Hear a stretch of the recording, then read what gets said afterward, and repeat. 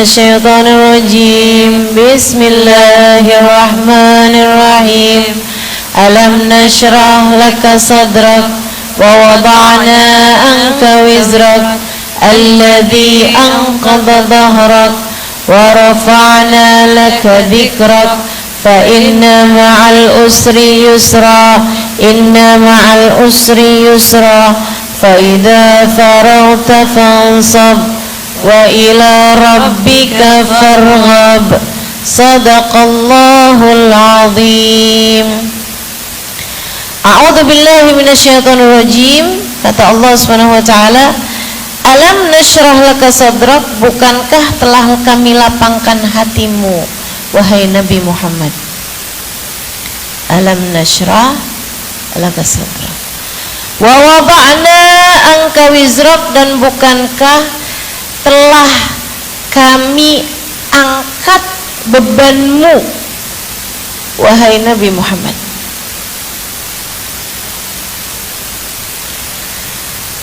Alladzi anqadha dhahrak, beban yang selama ini memberatkan punggungmu. Wa rafa'na laka dzikrak, dan bukankah telah kami naikkan namamu wahai Nabi Muhammad.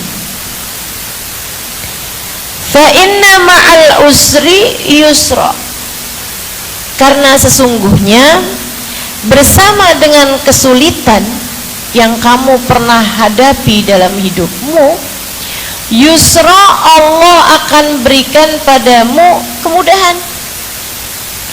Inna ma'al usri, sesungguhnya bersama dengan kesulitan, yusra, ada kemudahannya. Fa idza faraghta, apabila kamu telah selesai mengerjakan satu amal ibadah wahai Nabi Muhammad, fansab, maka mulailah mengerjakan yang lain. Jangan kelamaan istirahatnya, jangan kelamaan gabutnya, jangan banyak-banyak rehat. Udah selesai, kerjain lagi yang lain. Wa ila rabbika farghab, dan kepada Tuhanmu kamu harus cinta, kamu harus senang, kamu harus berbahagia dengan Dia wahai Nabi Muhammad. Jadi itu ceritanya tentang Nabi Muhammad, Ustazah. Nah, Al-Quran turun kepada siapa? Kepada Nabi Muhammad, teman-teman saya sekalian. Berarti dalam setiap kemudahan, dalam setiap kesulitan terdapat kemudahan hanya untuk Nabi Muhammad? Tidak. Sebab Allah menggunakannya kalimat yang umum. Ketahuilah, sesungguhnya, fa inna, maka sesungguhnya, ma'al usri, bersama dengan kesulitan, yusra, terdapat kemudahan. Inna ma'al usri yusra, dalam setiap atau bersama setiap usr, kemudahan, kesulitan, itu terdapat kemudahan. Kita bahas satu dulu ya. Alam nashrah laka sadrak, bukankah telah kami lapangkan hatimu wahai Nabi Muhammad. Teman-teman saudara sekalian, sebenarnya temanya hanya untuk yang inna ma'al usri yusra ya. Tapi boleh saya naik dari atas ya, teman-teman. Alam nashrah laka sadrak, bukankah telah kami lapangkan hatimu wahai Nabi Muhammad. Ini salah satu dari hal istimewa, bahkan spesial, yang Allah Subhanahu wa taala berikan kepada Nabi Muhammad di atas nabi-nabinya. Teman-teman sekalian, dalam surat Thaha, Allah Subhanahu wa taala menceritakan doanya Nabi Musa. Kata Allah menceritakan doanya Nabi Musa, Rabbi syrah li sadri wa yassir li amri wahlul 'uqdatan min lisani yafqahu qawli. Itu emang doa Nabi Musa, Ustazah? Sesudahnya tuh waj'al li waziran min ahli Haruna akhi ushdud bi azri wa asyriku fi amri kay nusabbihaka katsira wa nadhkuraka katsira innaka kunta bina basira. Teman-teman sekalian, Nabi Musa berdoa, Rabbi syrahli sadri, ya Allah lapangkanlah hatiku. Allah ceritakan doanya Nabi Musa, tapi tidak diceritakan ijabah doa tersebut. Diceritakan saat mintanya, gak diceritakan waktu ngasihnya. Tapi Nabi Muhammad, Allah gak ceritakan saat Nabi Muhammad doa Rabbi syrahli sadri, gak diceritakan sama Allah. Allah langsung ceritakan ijabahnya. Kata Allah, alam nashrah laka sadrak, bukankah telah kami lapangkan hatimu wahai Nabi Muhammad. Ini beda kelas. Ada yang diceritain saat mintanya, gak diceritain saat ijabahnya. Nabi Muhammad diceritakan saat ijabahnya, gak diceritakan saat mintanya. Teman-teman saya sekalian, kayak gini loh, kamu kalau punya anak, kamu ceritain sama orang, ya memang karena menunjukkan bahwa kamu cinta sama anakmu tersebut. Tapi ada satu anak yang kamu kalau ceritain tentang dia tuh ceritain saat dia mintanya. Yang satu kayak nggak pakai minta aja, kamu memang suka ngasih sama dia gitu. Itu kan beda kelas tuh. Misalnya sama yang satu gini, kamu suka bilang, iya anak saya nih minta dibeliin sepatu. Sama yang satu kamu ceritain, saya kemarin habis beliin sepatu sama anak saya. Mana yang lebih disayang?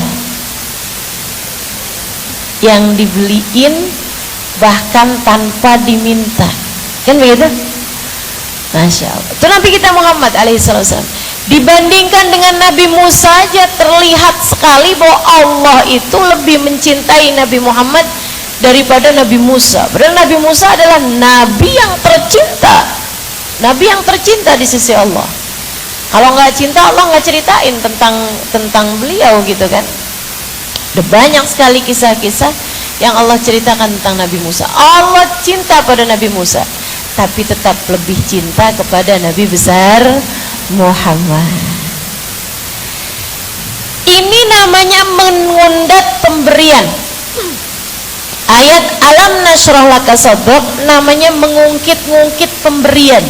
Namanya man, zikrul man, ya, mengungkit-ungkit pemberian. Ini teman-teman saudara sekalian, tidak diperkenankan bagi seseorang melakukan hal yang seperti ini, sebab dapat membatalkan nilai pahala sedekah atau pemberian ketika kamu suka mengungkit-ungkit pemberian kamu kepada siapapun.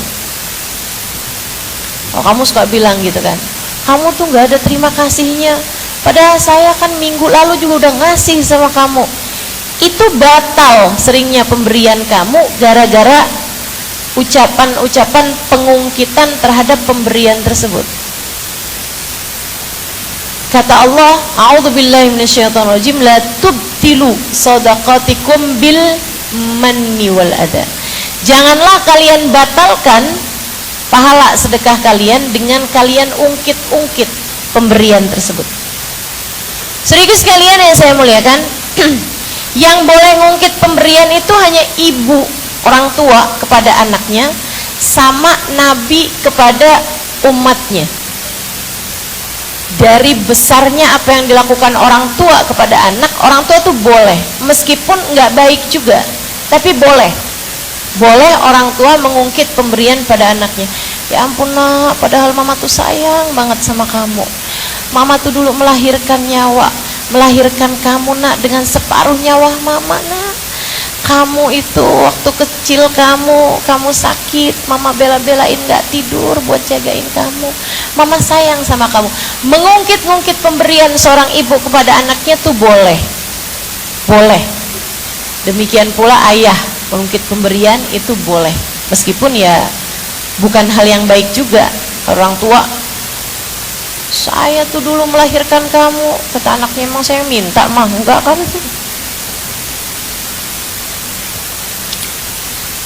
Sedikit sekalian, tapi boleh, nggak batal apa yang dilakukan orang tua jika orang tua yang melakukan itu termasuk juga Nabi kepada umatnya, gitu ya, Nabi kepada umatnya. Sedikit sekalian, Akan tetapi pemberian yang diungkit ini menunjukkan betapa sangat besarnya pemberian tersebut. Sebab orang gak akan ngungkit pemberian yang kecil-kecil, bukan begitu? Orang gak mungkin nyebut-nyebut pemberian jika itu adalah kecil. Kamu tuh gak ada terima kasihnya. Kan kemarin udah saya kasih tuh 1 butir jeruk, kamu kasih kemarin aja lagi udah kasih 1 buah jambu. Nggak akan disebut, teman-teman. Kalau pemberian itu kecil nggak akan disebut-sebut orang. Jadi ketika Allah melakukan dzikrul-man, menyebut-nyebut pemberian, kita tahu bahwa itu adalah pemberian besar yang Allah Subhanahu wa taala berikan kepada seorang hamba.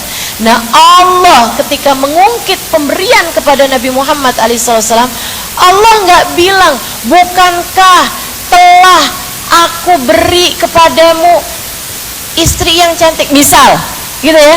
Allah nggak sebut itu, teman-teman. Bukankah Muhammad aku telah memberikan kepadamu rumah, bukankah aku telah memberikan kepadamu makanan.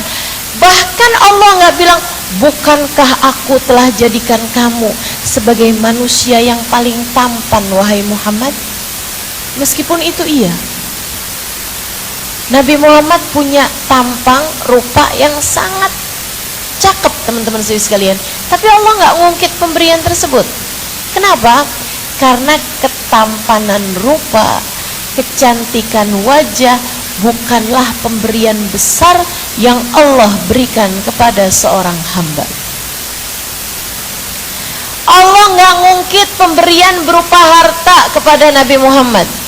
Bahkan popularitas misalnya. Menurutmu adakah manusia lebih terkenal daripada Nabi Muhammad? Menurutmu adakah manusia yang lebih viral daripada Nabi Muhammad? Menurutmu adakah manusia yang lebih populer daripada Nabi Muhammad? Tidak ada siapapun di atas muka bumi ini yang namanya selalu disebut-sebut orang lebih daripada bagindamu, bagindaku, Nabi besar Muhammad sallallahu alaihi wa ala alihi wasallam. Tiap adzan gak ada nama lain disebutkan di situ selain nama Allah dan nama Nabi Muhammad. Berapa banyak orang sebut nama Nabi kita Muhammad sallallahu alaihi wasallam dalam hari-harinya. Salatmu bahkan gak sah tanpa menyebutkan namanya. Berapa banyak kamu sebut nama Nabi Muhammad hanya dalam salat aja. Kan begitu? Assalamualaikum ayyuhan nabi wa rahmatullahi wa barakatuh. Assalamu alayna wa ala ibadillahi salihin.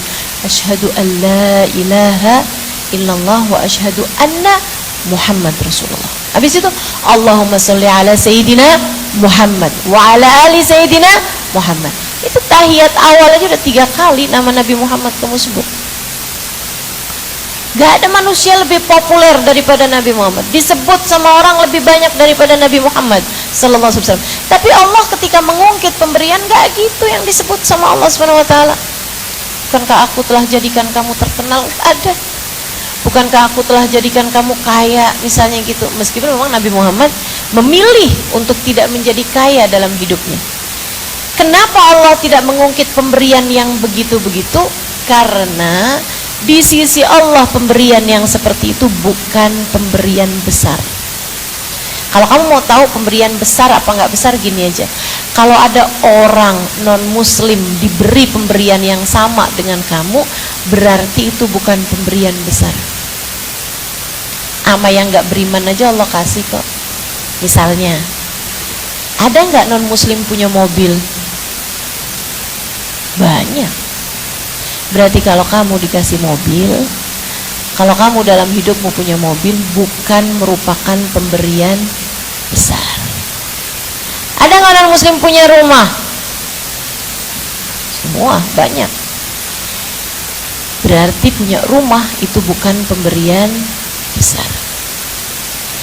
Ada nggak orang yang tidak beriman kepada Allah Subhanahu wa taala punya wajah yang cantik? Banyak. Badan yang bagus? Banyak. Jadi hal-hal yang seperti itu bukanlah merupakan pemberian yang besar. Sehingga sekalian, adakah non muslim memahami Al-Quran, membaca Al-Quran, senang membaca Al-Quran tiap malam misalnya? Enggak.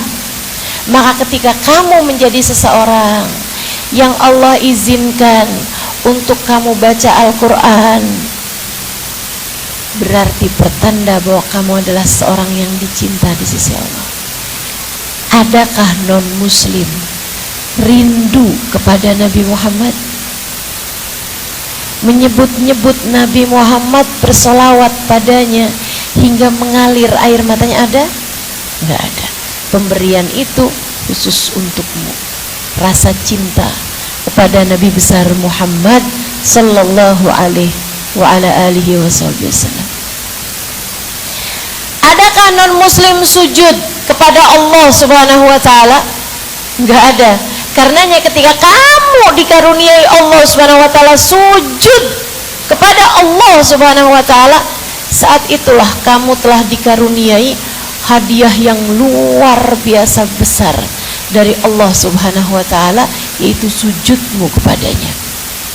Teman-teman saudaraku sekalian yang saya muliakan, makanya ini nih yang kamu minta tuh dari Allah, jangan cuman ya Allah pengen punya rumah, ya Allah pengen punya duit banyak, ya Allah pengen sering bisa piknik, ya Allah pengen suami yang mencintai saya, tergila-gila kepada saya. Selama ini masih baru punya suami yang suka ngatain saya gila, tapi bukan tergila-gila. Itu ya teman-teman sekalian saya muliakan, itu kenikmatan kecil. Nggak boleh Ustazah kita minta, boleh aja. Tapi kalau kamu sepanjang hidupmu hanya minta urusan-urusan yang kecil, sampai kapan kamu bisa menjadi seseorang yang besar? Dan kalau dalam hidupmu kamu hanya meminta urusan-urusan dunia yang kelak ketika mati kamu tidak bawa, dengan apa kamu pulang kepada Allah subhanahu wa ta'ala? Apa yang akan kamu bawa untuk kamu menghadap Allah subhanahu wa ta'ala? Maka yuk kita tahu nih, mana nikmat besar, mana nikmat kecil. Teman-teman sekalian, Allah ketika mengungkit pemberian kepada Nabi Muhammad, Nabi Muhammad ini manusia yang diberi kenikmatan paling banyak oleh Allah subhanahu wa ta'ala. Maka Allah ketika menyebutkan salah satu ayatnya, man yuti'illah war rasul faulaika ma'alladzina an'amallahu alaihim minan nabiyyin wasiddiqin wasyuhada wassalihin. Itu Allah subhanahu wa ta'ala menyebutkan mereka dengan sifat-sifat an'amallahu alaihim. Siapa yang taat kepada Allah dan taat kepada Rasulullah, mereka nantinya akan dikumpulkan dengan para nabi, para wali, para pejuang, dan orang-orang soleh. Nah, Allah mensifatkan para nabi, para wali, pejuang, dan orang-orang soleh dengan sifat an'amallahu alaihim, orang yang dikasih nikmat paling besar, orang yang dikasih nikmatnya paling besar. Teman-teman sekalian, nah orang diberi nikmat paling besar itu yang paling tingginya adalah para nabi. Nah, para nabi itu yang paling tingginya adalah Nabi besar Muhammad sallallahu alaihi wasallam. Kalau kepada Nabi Muhammad, manusia yang diberi nikmat paling tinggi oleh Allah subhanahu wa ta'ala, Allah ketika mengungkit pemberian, berarti kan pemberiannya kan pemberian besar. Allah nyebut pemberian besar tersebut alam nasyrah laka sadrak.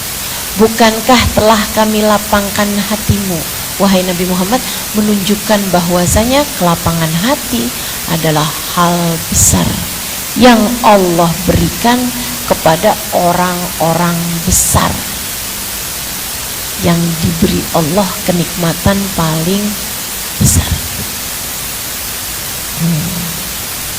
Kamu berarti kalau mau tahu saya orang besar yang diberi kenikmatan besar nggak sih sama Allah? Ya Allah nih ngasih saya nih kesenangan besar nggak sih di dunia ini? Silahkan tengok masing-masing hatinya. Karena ini terkait dengan inna ma'al usri yusra. Semua kesulitan akan diberi kemudahan. Kemudahannya itu teman-teman sekalian, seringkali bukan permasalahan yang zahir, tapi lebih kepada kemudahan hati untuk menghadapinya. Gitu. Kamu pengen tahu saya ini sama Allah dikasih nikmat banyak gak sih? Lihat aja seberapa luas hatimu, teman-teman.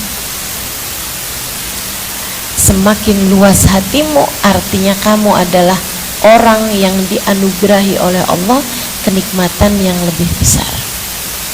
Hati yang luas, hati yang seperti apa? Yuk, ini saya kasih permisalan. Ini saya punya air dalam gelas. Bukan punya saya sih, tapi saya udah punya saya sih. Saya dikasih sama panitia. Ini air dalam gelas ya. Teman-teman saya sekalian, kalau misalnya saya mau minum nih air, ternyata ada kotoran cicak, saya kira-kira jadi minum nggak? Walaupun saya haus, nggak saya minum mesti. Kenapa?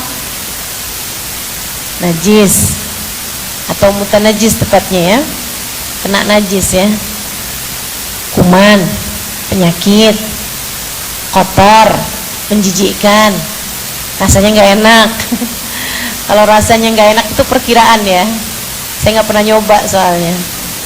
Ini nyobanya mesti tanya sama orang yang pernah bilang kalau sedang jatuh cinta tai kucing rasa coklat. Nah ini dia tahu tuh rasanya tai kucing tuh ya. Kayaknya tahu juga nih rasanya kotorannya cicak nih kayaknya. Teman-teman sekalian, ini kalau misalnya air ini ada kotoran cicak, saya nggak mau minumnya gitu. Karena itu tadi, air gelas ini kejatuhan kotoran cicak, najis. Kalau saya nggak tahu rumahnya orang-orang di Medan, tapi kalau dulu itu orang suka bikin bak kamar mandi besar-besar orang dulu. Mereka tuh suka bikin bak kamar mandi lebih dari 2 kulah besar, biar wudunya enak gitu katanya ya. Biar kalau kejatuhan kotoran cicak nggak najis gitu. Jadi sekalian saya muliakan, nah air 2 kula itu seperti yang tadi saya sampaikan, kalau airnya banyak, penuh nih bak kamar mandinya yang besar itu, kejatuhan kotoran cicak tuh nggak apa-apa, selagi airnya tidak berubah baunya, warnanya, rasanya. Tapi satu hari saya masuk bak kamar mandi, wah ciuman baunya busuk sekali, ada bangkai tikus di atasnya. Rupanya nih tadi malam ada tikus ngejar-ngejar pacarnya. Akhirnya ketangkep satpol PP. Dia jatuh di situ, kemudian mati.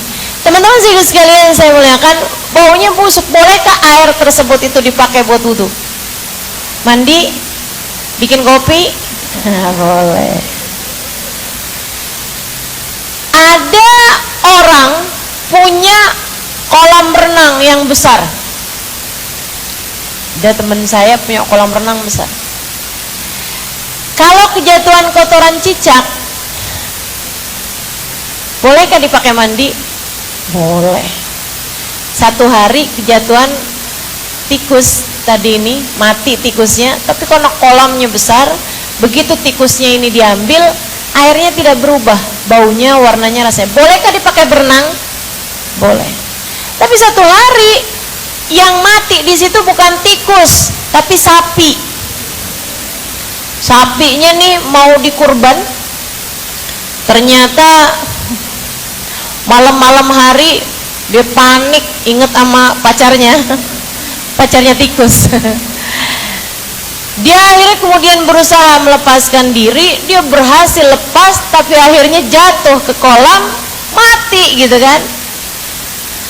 Waduh, tentu saja airnya berubah, baunya, warnanya, tentu saja juga rasanya ya, walaupun nggak dicobain.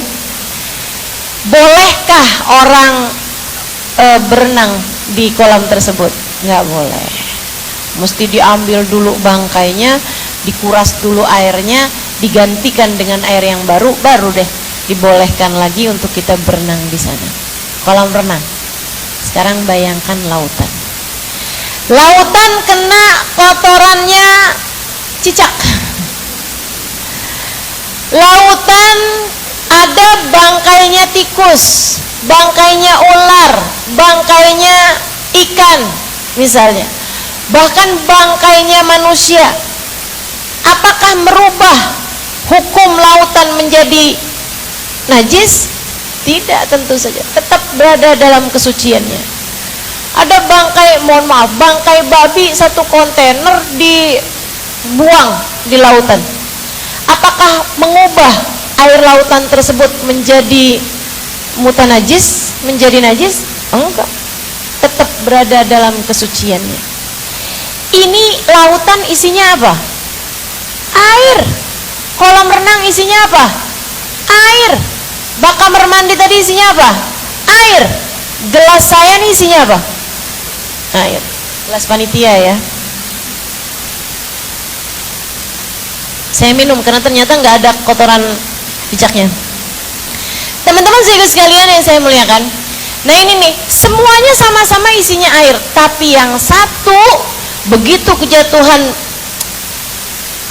kotorannya cicak aja udah mutanajis, sementara yang lain, yang lautan tadi itu bahkan kena turun kontainer bangkai binatang gitu ya, enggak jadi najis. Apa yang membedakan? Padahal semuanya sama-sama air. Yang satu sempit, yang satu. Hati kamu kayak begitu. Hati kamu kayak begitu. Ada yang kena omongan orang dikit aja rasanya kiamat. Rasanya sakit hatinya tuh sampai bener-bener gitu. Seumur hidup gak bakalan saya lupakan. Dia pernah ngomong begini sama saya. Masya Allah. Pacar saya lagi zaman SMP, direbutin sama dia gitu. Dia bilang katanya saya gak cantik, katanya dia yang cantik. Yang ngomong udah beruban semua rambutnya, umurnya udah 70 tahun. Bu, bukan masalahmu yang berat, hatimu yang kurang luas. Hatimu yang kurang luas. Ibu-ibu, adik-adik, teman-teman saudaraku sekalian yang saya muliakan, orang yang hatinya sempit nih, segala macam masalah tuh kelihatannya kayak berat gitu dalam kehidupan dia. Sementara orang-orang yang hatinya lapang, biasa-biasa aja, jatuhan apaan aja biasa-biasa aja. Ada apapun yang terjadi nggak masalah dalam hidup mereka. Ada orang ngomongin jelek, santai aja. Si itu ngomong begini, ngomong begitu, yang dia sebutkan sedikit aib saya yang dia tahu, yang di sisi Allah jauh lebih banyak lagi. Ada orang-orang memuja-muji kamu, biasa aja. Orang kalau hatinya lapang tuh kayak begitu. Kejatuhan apapun tidak mengubah, ya, nggak kesenangan. Lain kalau yang sempit kayak begini nih, yang sempit nih teman-teman, kejatuhan setetes minyak wangi misalnya, langsung jadi wangi semuanya. Kan begitu ya? Bukan karena kebanyakan minyak wangi yang ditetes, bukan, karena dia sempit. Makanya kalau kamu dipuji orang dikit aja udah kepalanya gede gitu. Diapain orang, dimuliakan orang udah kembang kempis hidungnya gitu. Itu artinya kamu hatinya kurang lapang. Biasa-biasa aja teman-teman, biasa-biasa aja. Dapat pujian biasa aja, dapat hujatan biasa saja. Kenapa? Lapang. Lapang. Para kekasih-kasih Allah Subhanahu wa taala seperti itu. Baginda kita Nabi Muhammad seperti itu. Baginda kita Nabi Muhammad seperti itu. Disakitin orang kayak apapun biasa-biasa aja. Mau makan nih, Nabi nih diundang sama satu orang sahabatnya. Nabi Muhammad mau makan di sebuah daerah gitu ya. Nabi sama para sahabat-sahabatnya nih udah melingkarin daging guling. Waduh, kelihatannya enak banget tuh.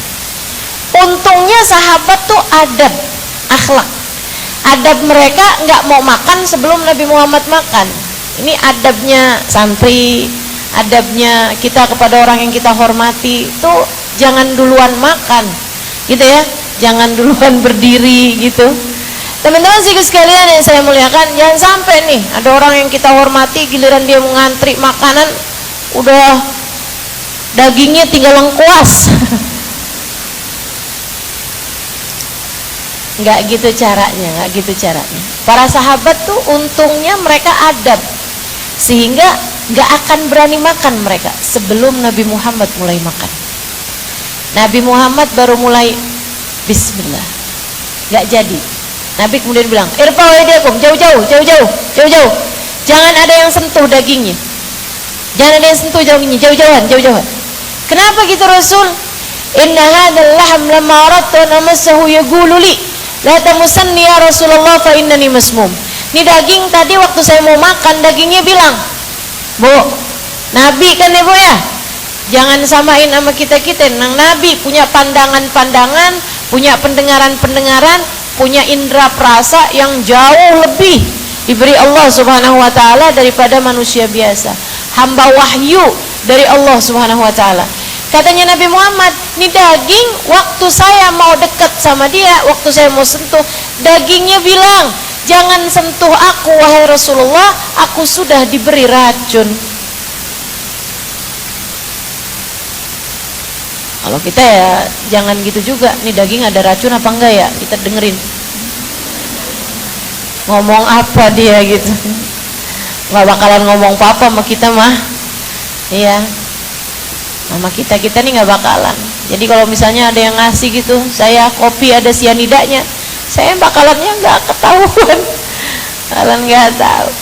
Teman-teman sekalian, jadi nih Nabi kita Muhammad alaihissalam akhirnya kemudian tanyain sama yang ngundang, ini kamu taruh daging?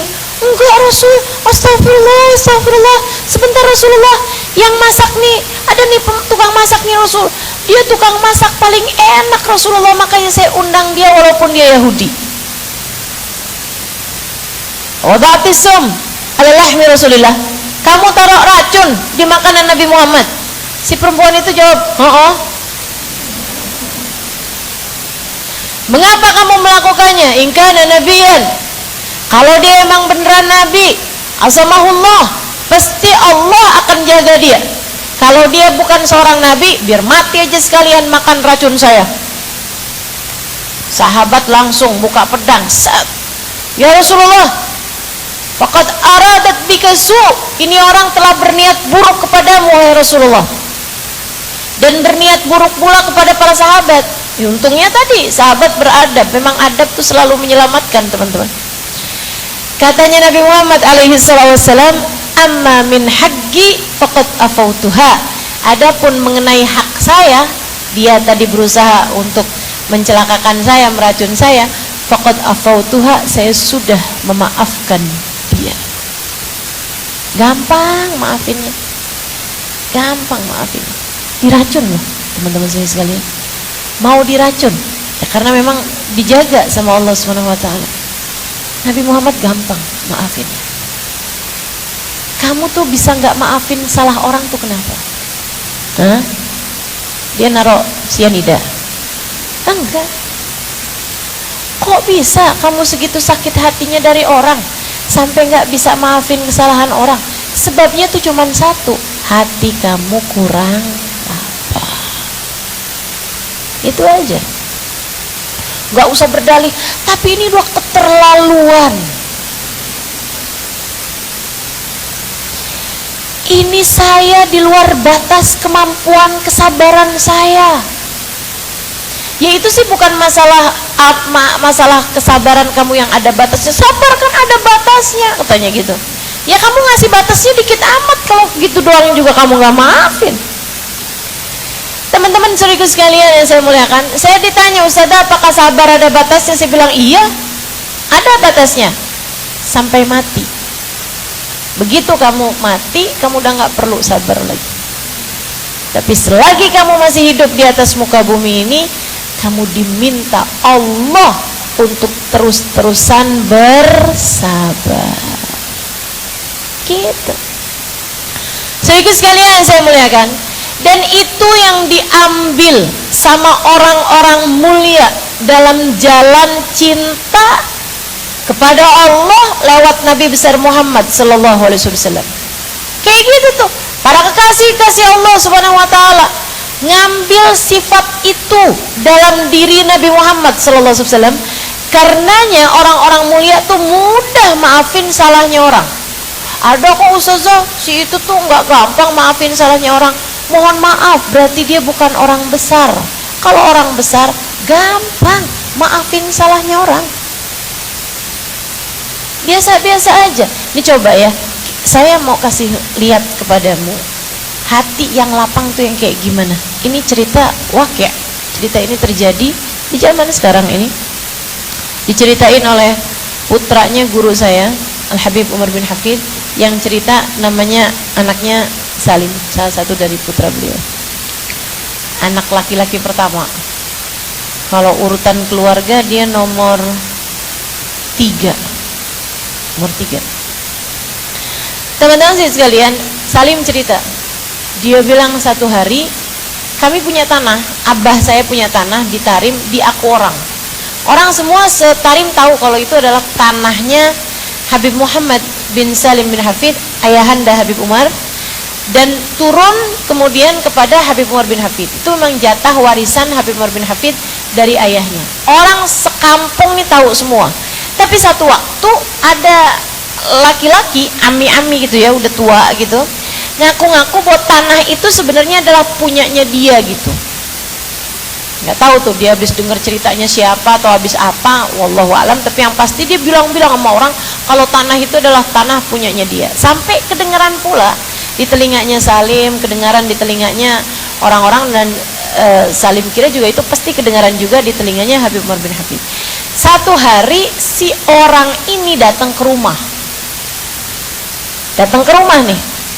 Teman-teman sekalian, yang bukain Salim. Begitu Salim bukain pintu, kaget. Oh, ini dia nih orang yang ngaku-ngaku tanah kami itu punyanya dia gitu. Dia bilang gitu, "Hei Abuk Salim, mana bapak kamu?" Salim. Dia bilang, "Iya ada. Silahkan masuk." Kami gitu. Masuk nih orang ini ke dalam rumah. Salim panggil ayahnya sambil bilang, "Abah, orang yang kemarin katanya ngaku-ngaku tanahnya punyanya, tanah punya kita itu punyanya dia, sekarang datang ya." Datang bah gitu. "Oh ya, yaudah siapin minum gitu."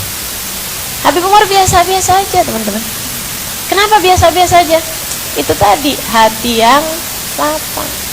Ada apa-apa tuh biasa-biasa aja. Enggak yang langsung mikir, "Wah, sewa pengacara." Ditemuin sama Habib Umar, ahlan wa sahlan, marhaba. Senyumannya nggak hilang gitu. Ada keperluan apa? Kami datang kemari gitu kan, bapak datang kemari gitu. "Iya nih Umar, saya nih datang kemari nih mau membicarakan urusan tanah. Tanah yang di sana itu loh Umar, itu tuh sebenarnya tuh tanah punyanya saya. Begini, begitu, dicerita." Habib Umar dengerin, senyum, marhaba. Sampai udah selesai. Habis dia selesai ngomong, teman-teman sekalian, Habib Umar bin Hafid bilang, "Kalau gitu saya ambil dulu." Habib Umar bangun, ngambil surat tanahnya.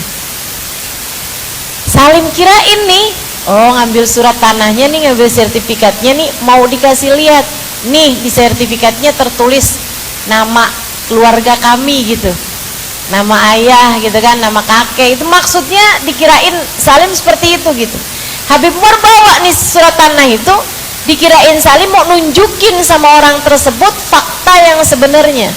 Akan tetapi teman-teman, begitu nyampe di hadapan orang tersebut, Habib Umar bin Hafid bilang, sambil menyerahkan surat tanah tersebut, dia bilang, "Ami, ini surat tanahnya.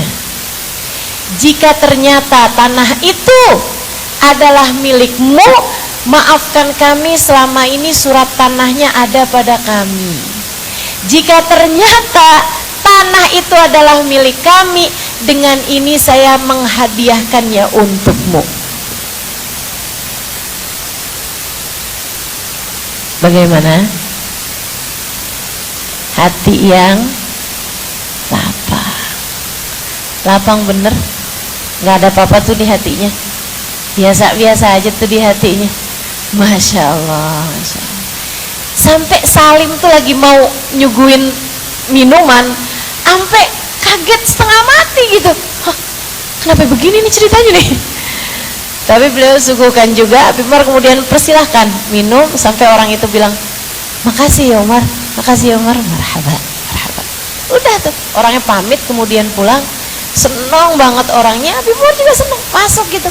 Biasa aja, kayak nggak ada apa-apa juga, kayak nggak habis ngerjain apa-apa gitu. Kalau kamu bisa ngerjain kayak begitu, kayaknya tuh kayak berasa pintu surga udah dikasih sama kamu gitu ya, kuncinya sama sertifikatnya gitu. Kayak berasanya habis ngerjain sesuatu hal yang besar banget gitu. Habib Umar habis kayak begitu tuh biasa aja gitu, kayak juga nggak mau cerita sama siapa-siapa juga, ya udah gitu masuk. Tinggal anaknya aja, abah kok dikasihin ke dia sih bah, kan kita juga perlu bah mas suratnya ma tanah itu gitu. Habib Umar liatin Salim, kemudian bilang begini nih, Salim, kamu pikir abah kamu tuh siapa? Emang kenapa bah? Abah nggak mau Salim datang di hari akhirat, kemudian Allah bilang, oh ini nih Umar bin Hafid yang waktu hidup di dunia rebutan tanah.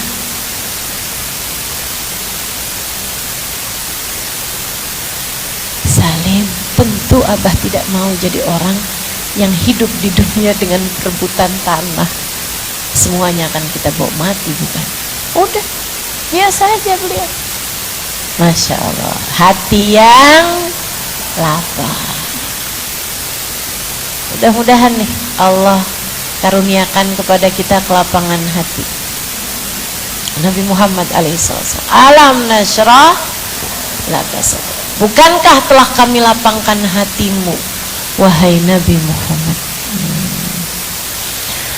Wa wada'na anka wizrak, dan telah kami turunkan beban dalam punggungmu itu. Apa sih bebannya Nabi Muhammad? Mau tahu apa beban Nabi Muhammad yang paling beban? Beban Nabi yang paling berat, apakah itu? Wizru ummati, dosanya umatnya. Dosanya umatnya. Alam nasyrah laka sadrak wa wada'na anka wizrak, bukankah telah kami turunkan beban yang paling berat dalam punggungmu itu wahai Nabi Muhammad. Dengan apa? Kalau bebannya Nabi Muhammad itu adalah dosa-dosa umatnya, dengan apa Allah ringankan bebannya? Yaitu dengan ampunan yang Allah subhanahu wa ta'ala turunkan kepada baginda kita Nabi besar Muhammad. Allah dalam ayat yang lain bilang, a'udzubillahi minasyaitonirrajim, bismillahirrahmanirrahim, inna fatahna laka fatham mubina liyaghfira laka Allahu ma taqaddama min dhanbika wa ma ta'akhkhar wa yutimma ni'matahu 'alaika wa yahdiyaka siratan mustaqima. Inna fatahna laka fatham mubina, kami akan bukakan untukmu wahai Nabi Muhammad pembukaan yang sangat besar.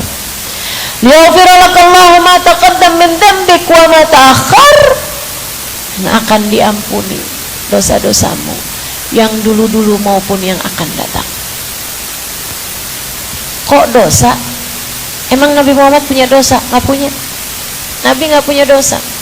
Sebab itu hal yang mustahil. Kalau adik-adik nih yang belajar di pondok pesantren paham yang saya maksudkan.